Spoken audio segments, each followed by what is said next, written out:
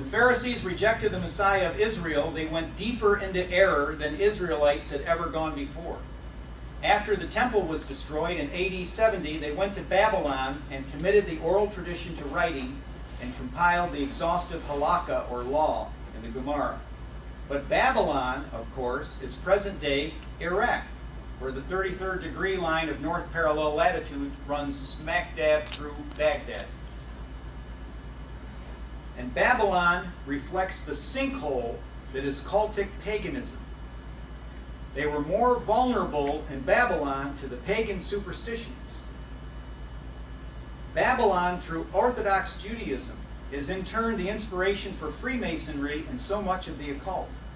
And Babylon is resurgent in our time. Here you see the symbol of the European Union has chosen the Tower of Babel from the book of Genesis 11, and you will note the symbolism of the 11 stars. They tell us what they're doing to us, because this is the final stage.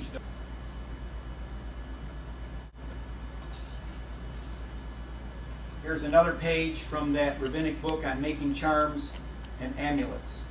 This is idol worship, what's called in Hebrew avodah zarah. Another page. This is a very dangerous part of the amulet making process. See this right here? They're really warning them, don't do anything wrong here, because you're summoning the demons. And you don't summon them correctly and provide for your own protection, and you're dead. It will backfire on you. Why do they say that you shouldn't study the Kabbalah until you're 40 years old? The weird sigil on the left,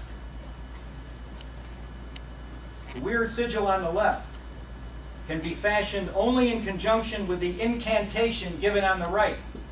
That's why you see that pointing finger. Here's an ultra-Orthodox Judaic family that's not taking any chances. They've got every amulet you could possibly have up there on their wall. So idol worship in Judaism is simply not an issue for all those Protestant evangelists who crusade against. In the end, and I regret to have to say this, I think it just comes down to pure cowardice and denial of the gifts every Christian received at Pentecost. I suppose some in their own defense will say, we just didn't know. Yeah? Well, now you know. Truth is an obligation. I started this talk out with the mystery of iniquity. How does the Bible define iniquity? Lawlessness. And in that passage in Thessalonians, what is followed afterwards? The statement that they have an insufficient love of the truth. The truth puts you under obligation. Knowledge can be a dangerous thing. That's why so many people love ignorance.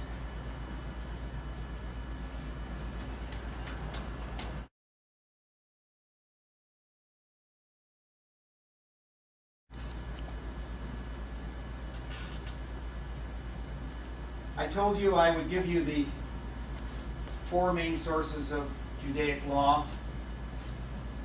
Now, I'm stopping at 4. I could give you 6 or 8 or 10, and they descend in order of priority.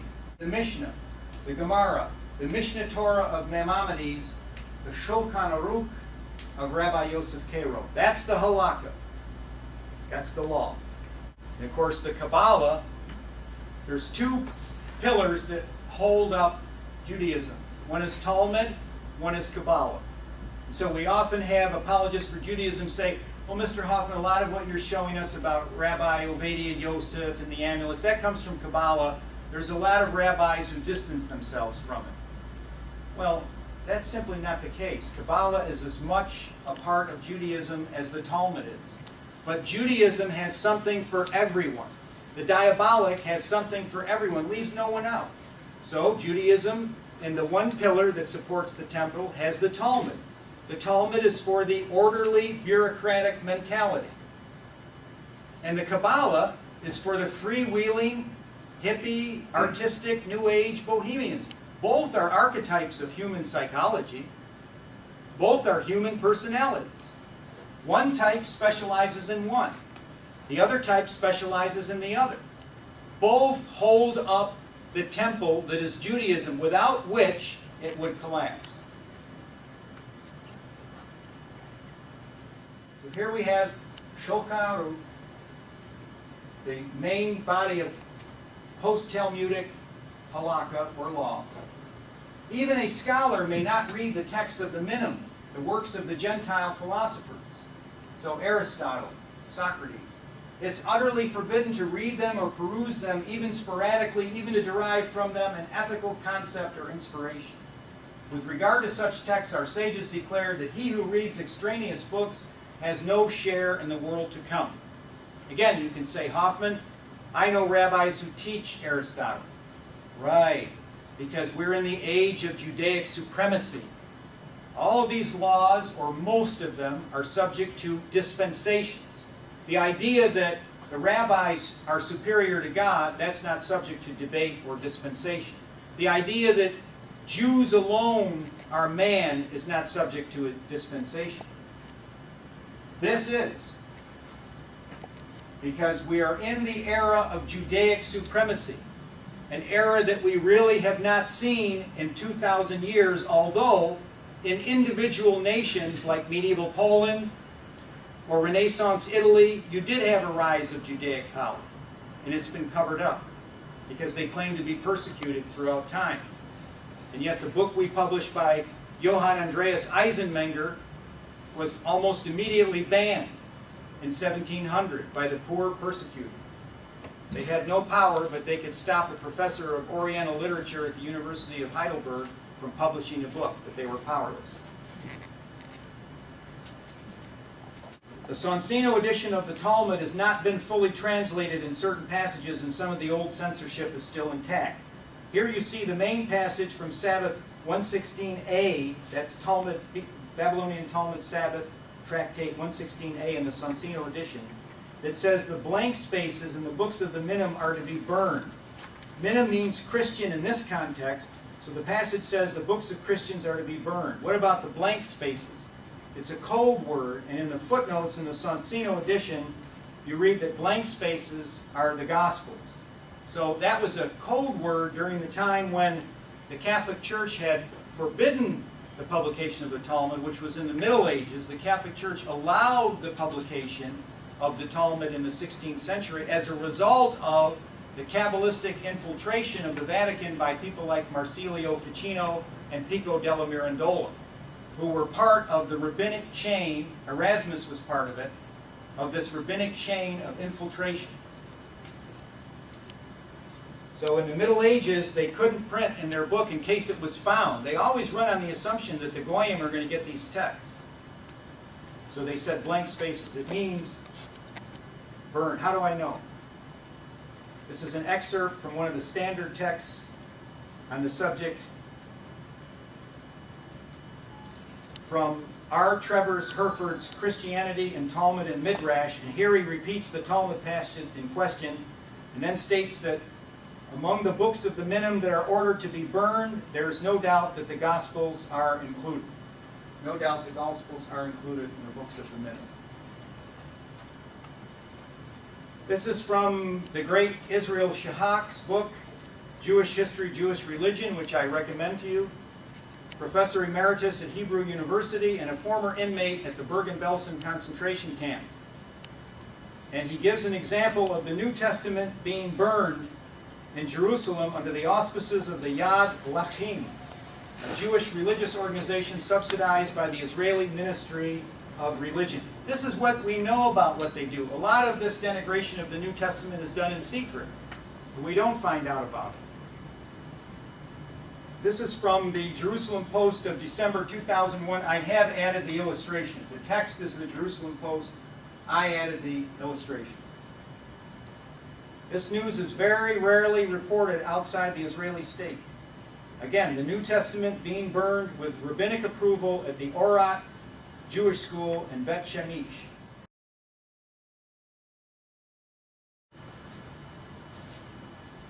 Do you need some magic in your life and you can't get it from God? Well, you can always buy some. It's called a segula. And this is from an Orthodox Judaic newspaper. You can get 100 children to recite these various prayers on your behalf for $40. And you can have Someone say the Zera Shel Kamaya for $40. And then you can have the Braka Leshim Shemayan for approximately $400. Maybe you can get it wholesale, I don't know, it depends on if it's the right day, I guess. And this is the Chassidic Yesrulim, so that would be the Jerusalem Hasidics. In other words, because they're in the holy city, quote unquote, they're going to say these magic prayers for these Judaics.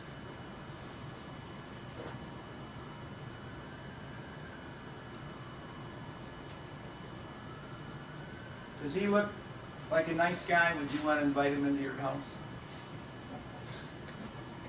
This is the leading Makabel in the Israeli state, the Iraqi-born Rabbi Yitzhak Kaduri. He's part of the Yeshiviyat Hamakkalim, a Jerusalem seminary devoted to the instruction in magic and the occult. He is only one of many renowned Kabbalists operating in the Israeli state. There are many others, including Moroccan-born Baba Baruch Abu Hatzaria. But Rabbi Kaduri traffics in good luck charms, amulets, curses, and what else do you think he's doing there? The evil eye. In 1998, the Toronto Star newspaper reported that Kaduri had put a curse on Gentiles, saying all those who cause sadness to Jews should suffer fear and death. Now, do you think that that bothers me? It doesn't. And here's why. In which case, it would seem to me that if all those who cause sadness to Jews should suffer fear and death, it seems to me that the main target of his own curse would be Yitzhak Kaduri. Here's a newspaper article from the Jerusalem Post detailing how the religious party headed by Rabbi Ovadia Yosef are using Rabbi Kaduri to distribute his magic amulets to anyone who would promise to vote for Shas in the election. And anyone who received the amulet but failed to vote for Shas would incur the evil eye. This is no marginal phenomenon now. The leading Israeli politicians seek out Kaduri and Ovadia Yosef in order to curry favor with them. This is a copyright page from a book on amulets studied in one of the rabbinic seminaries in Jerusalem. I got it directly from the rabbinic seminary. It is entitled Shorshei Shemiyuth. Loosely translated, it means the source or root of the holy names of the Lord used in amulets. Do you see what's happening now? You know what's the root of much of the Western occult? It's the use of the name Yahweh in their services, in their rituals.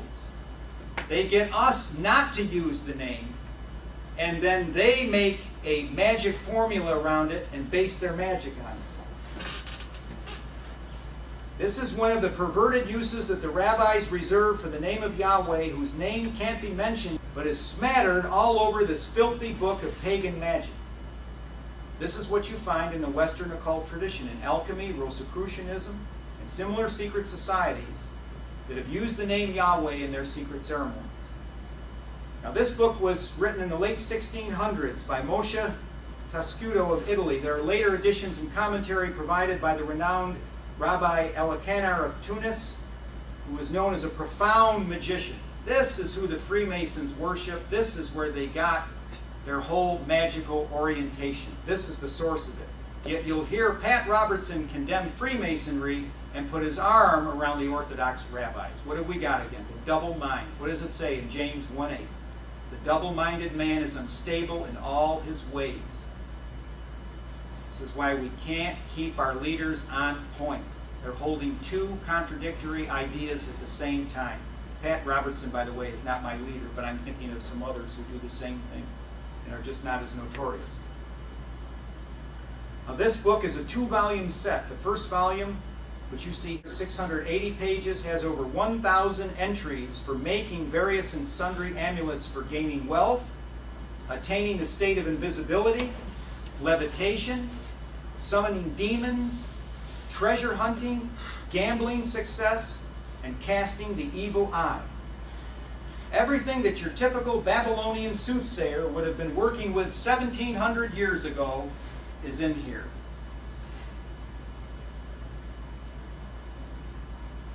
Here's another page from the rabbi's amulet making textbook, Shorshei Shemayuth, complete with diagrams and all the magic formulas. And of course, there's the hexagram.